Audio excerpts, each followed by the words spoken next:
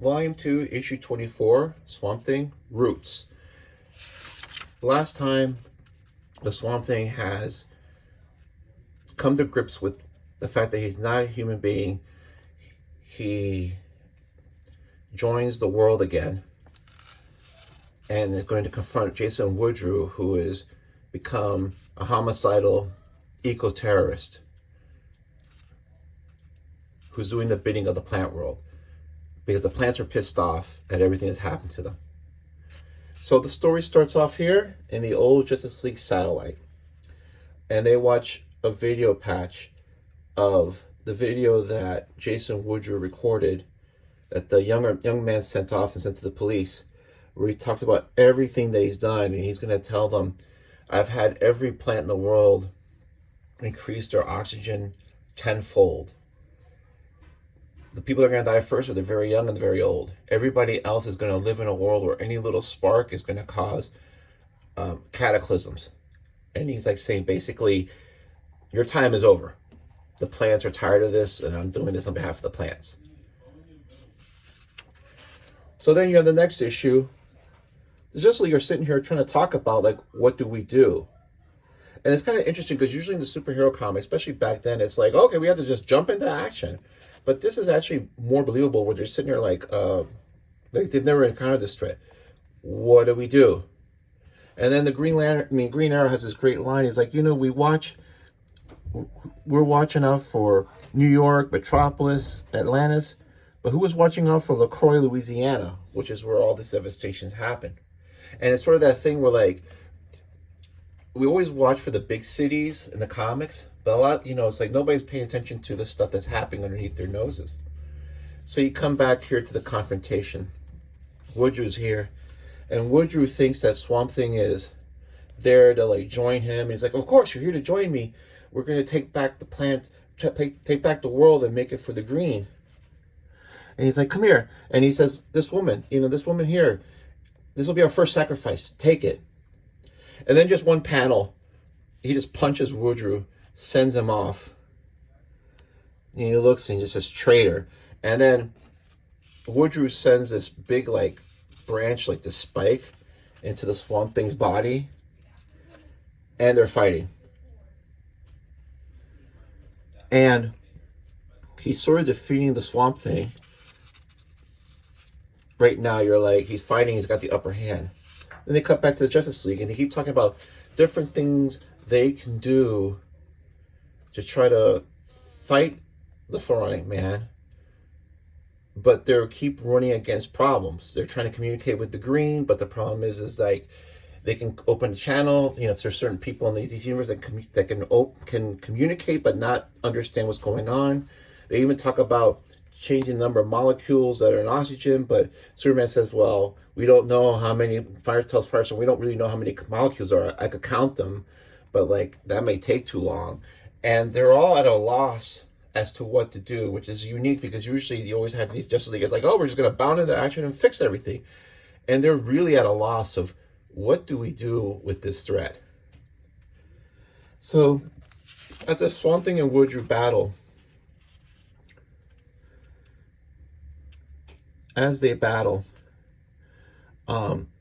someone brings a chainsaw. He dispatches that guy, and he grabs a chainsaw, and he's about to chainsaw Abigail. He's like saying, I'm going to do to you what you've been doing to the plants and the trees for centuries. And just before he does it, Swamp Thing grabs his arm and just snaps it. And he's like, you again. It's like, why do you keep fighting me? Why do you keep hurting me? And then Swamp Thing just does the obvious. He says, because you're hurting the Green. And that's where they've actually first mentioned the Green. And then this look of shock, like, me? And I love this. I'll get back to the art. And so when he explains to him, he tells him, this is the way of the man. He goes, he's saying the trees and the Green have told me to take back the planet.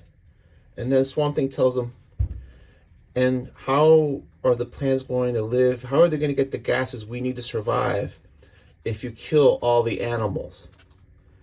And as soon as he sees that, he has a realization. he starts losing contact with all the plants and all the green. The green has realized this point, like they were so frenzied, they didn't realize the logic of it. Like if we kill all the animals, there's nobody that's going to convert oxygen to carbon dioxide that we need. And they all disengage. And you see as he's losing contact, he starts crying because he was with the green and now they shun him. And he's like, no, no, don't shun me, please, you. And even this flower that he picks up, like, just dies in his hand. And then he goes berserk and he runs off. And when Abigail asks him what happened to him, Swamp Thing says he fell from grace with the world. He was uprooted. It's over. And then she says he realized that the plants couldn't survive without man. And so the plants backed down. And then Swamp Thing says, yes, and I wonder, will your people do the same? And this is one thing that Alan Moore has done. He did this in Miracle Man really effectively. He was very progressive with a lot of ideas, including what we call climate change, and also with what was called ecology then, but with the world as far as the plant world. And he's like saying, well, they backed down because they had to back down. Are you going to back down? Like, are you going to kill all the plants that convert all the carbon dioxide back into oxygen? Or are you just going to like keep cutting all the plants down until you die? So Abigail and Swamp Thing have this nice quiet moment where he's like, I'm fine. And she hugs him and says, where are you going back? I'm going back to the swamp. And then it ends where Woodrow realizes he's been cast out by the green. He tries to run out, but he's insane. He hasn't cut his bark. He doesn't. He apparently he grows like a tree, so he has to trim himself so that way he looks more human. He's like, oh, I'm gonna hurry up before they find me. I'm gonna spray the skin. They'll know I'm a man. And so at this point, you just have Superman and Green Lantern fly down. And when they appear, he's like, oh, yes, we're men. How are you? And this is what he looks like in this other ghastly close-up. And you can just see they're shocked at his appearance.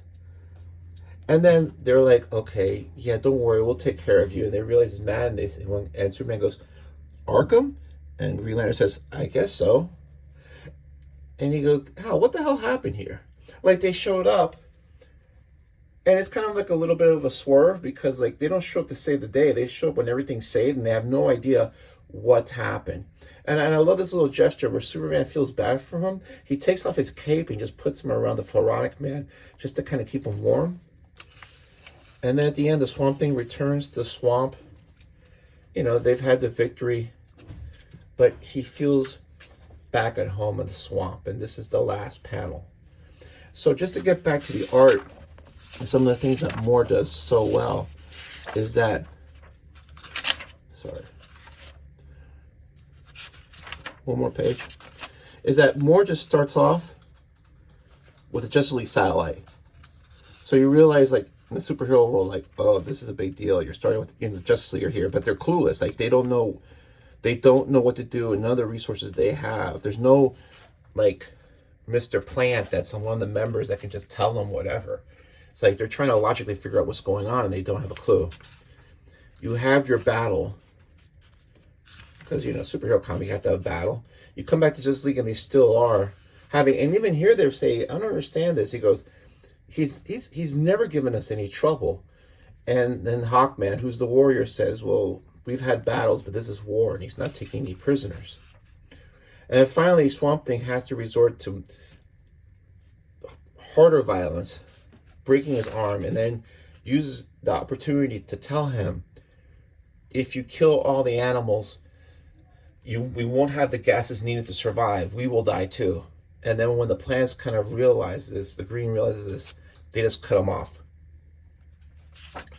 And then he's like crying because it's sort of like being one with like his God, and then all of a sudden he's cast out. They're cast out of heaven. They finish up here where Abigail is talking to Swamp Thing, and you can see like it's always looking so, it's almost a little bit of a smile, and she's happy. She hugs him,